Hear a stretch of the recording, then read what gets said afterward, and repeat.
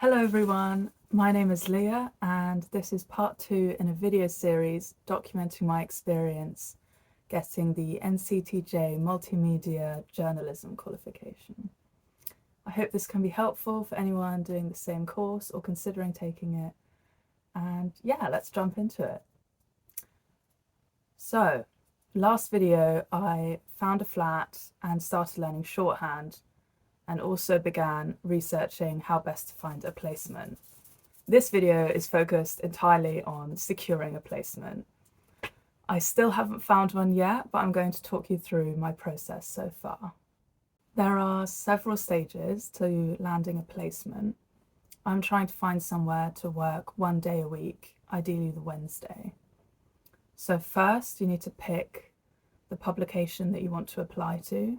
Second, you need to find the correct contact details, specific names of the editor and their email address, so that you can send point 3, your CV and cover letter, which you've personalised to the publication, and then follow up a week or so later if you haven't heard back.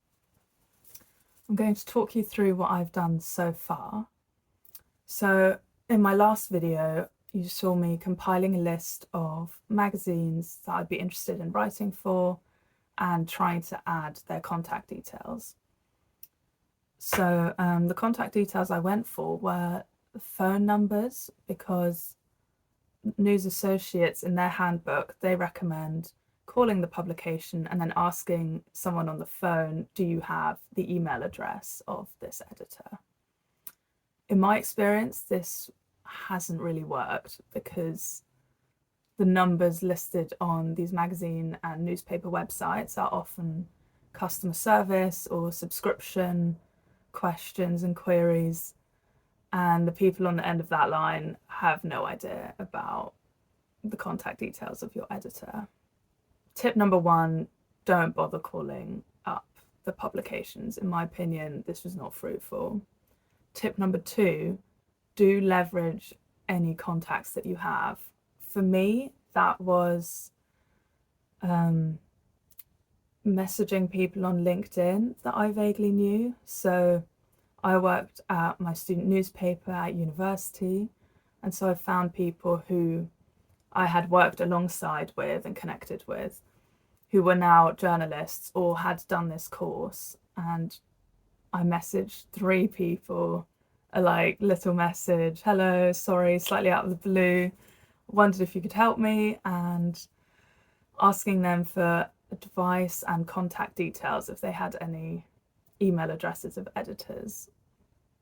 2 people didn't get back to me, but 1 person did, and she gave me really good advice about finding the editor online. So let's say you want to apply to the Independent, the culture section, you find their arts editor, you've got their name. Most likely their email address will not be listed on the website because they are going to be already inundated with emails, so they probably won't put their contact details too readily accessible. However, if you find someone else in that publication, you figure out the email address template, if you will, it might be first name dot last name at independent.co.uk. That could be the generic email tagline. So you can say, oh, the editor is sarah.potter at independent.co.uk, and email that address and fill in their names into the blank. So yeah, I've now been, instead of calling up publications, trying to figure out and research just the generic email tagline for all these different newspapers and publications, and then substituting in the names of the editors that I want to be contacting. So that was a good tip from someone on LinkedIn. My other contacts are from a journalism scheme that I did a couple of years ago with the English National Opera. This scheme is called ENO Response.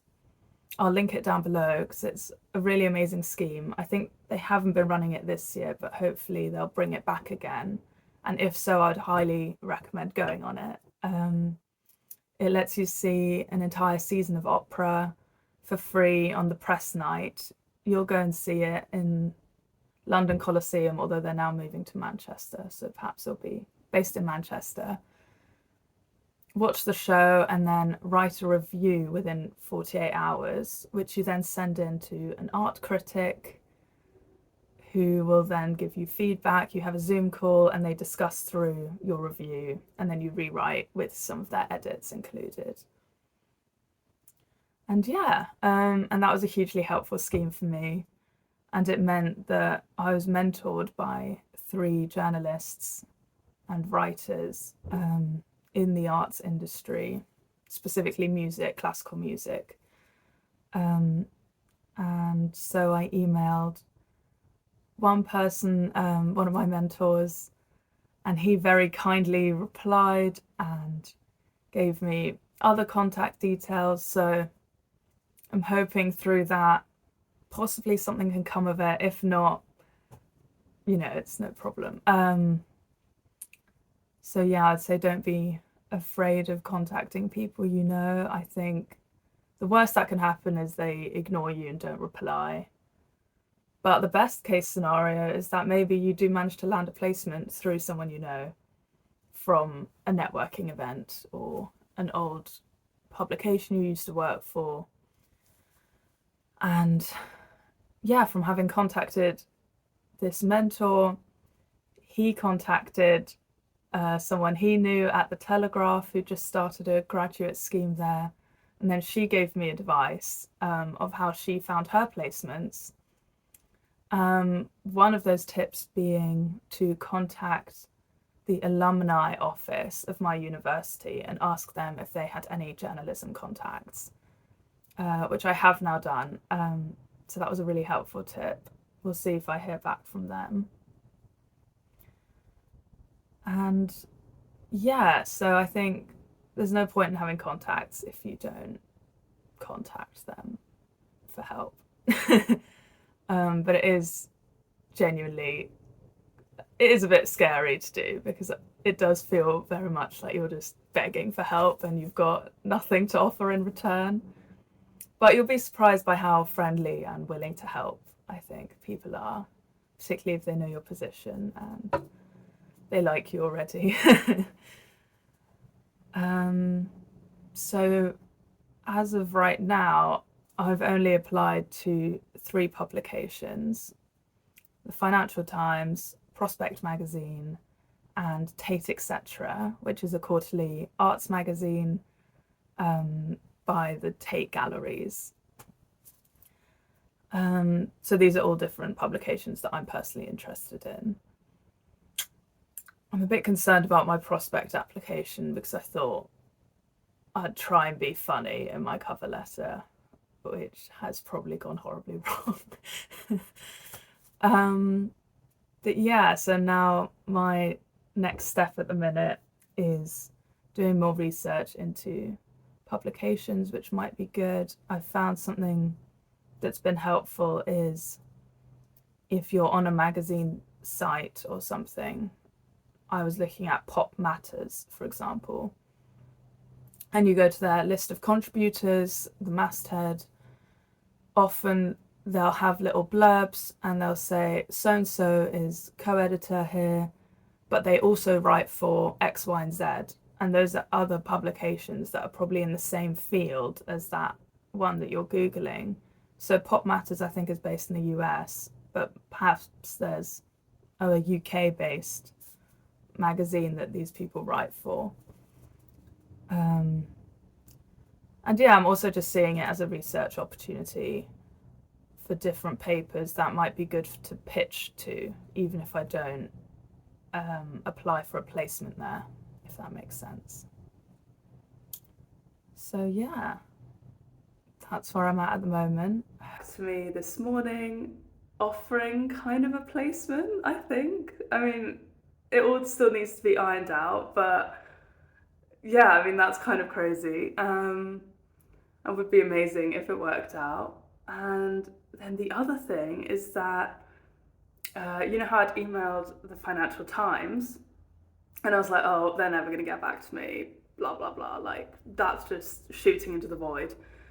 Well, Adele Jones, the lady in charge of HR there, she did get back to me and even then arranged a meeting to have like a little call, like a mini interview. So it was like a 20-minute call, which I just did like an hour ago. And she was really lovely, really nice, and said that she'd get back to me on Monday with news. I mean, I'm like scared to hope for it, but I'm so excited that I even had the call. Like, that's amazing. I don't think I screwed up too badly, but I'm not sure if I've done enough to get the position, but we'll see. I guess they also have the cover letter and CV to look at. And yeah, but like from having nothing lined up, I've now got 2 potential placements. I mean, I have an update on the placement. The editor at livingetc got back to me and was like, yeah, we can do those dates that you sent, all good. If it's good with you, it's good with us, kind of vibe. I'll get paid £70 a day, which isn't loads, but I'm happy with it, to be honest. Like, I thought these placements might be unpaid, so I'll take anything. And yes, I'm really happy that's worked out, but that'll be for kind of the second half of the course. The earlier half of the course, I was hoping the Financial Times would get back to me. They said they'd get back to me today, but I haven't heard anything, so that's nice. I'm just gonna wait another day and then chase them tomorrow. I'm afraid this feels like it means I'm not getting it, but we're holding out hope. And yeah, catch up with you later. Huge news, guys. I have landed a placement with the Financial Times. I'm so excited. I was calling my parents and they were asking me about it, and I was like, oh, I'd really given up thinking that it was going to happen. I was like, oh, let me check my email again. And then I saw that I'd got it, and it was very breaking news on the call. And yeah, kind of crazy. Yeah, I'll be on the special reports desk, which is like long form features, goes in the paper, goes in the magazine, or also they do like video stuff on like a huge range of topics, which is really good because I feel like in my interview I did sort of say I'm really interested in like a lot of stuff. I'm like quite a generalist. So yeah, I feel like this is just so good. I'm so excited. It'll be a 10-week placement. So I'll probably be going to Bracken House and meeting all these journalists. Yeah, I'm just really happy that that's worked. So I now have basically all my placements sorted out. So I'll be like 10 weeks at the Financial Times and then going to Living Etc., the interior design magazine, which I imagine will be quite a different experience. So that's good to have. And oh, and then I've also now I'd emailed Prospect magazine and now that's arranged. So the 2 weeks directly following the end of the course, I'm going to go do work experience there, which is also nuts because I mean, I should have updated when that all came through. But yeah, and then the guy, Peter Williams, who runs the scheme and is a journalist there, he would be my like line manager, or not line manager, but the person looking after me. And I like really like his writing, so I'm kind of like, well, this is crazy that I'll get to like be working under you. It does look like more of a fact-checking position. Like they were like, you'll be doing fact-checking more behind the scenes. I don't think I would get published, but you know, still very valuable experience and contacts and all that. So yeah, just very I mean, kind of crazy, very exciting. And like, I didn't even email so many people about placements. So I really thought it would be like a quantity is quantity game. I need to email millions of people. But this has now like worked really well, and I'm just so grateful.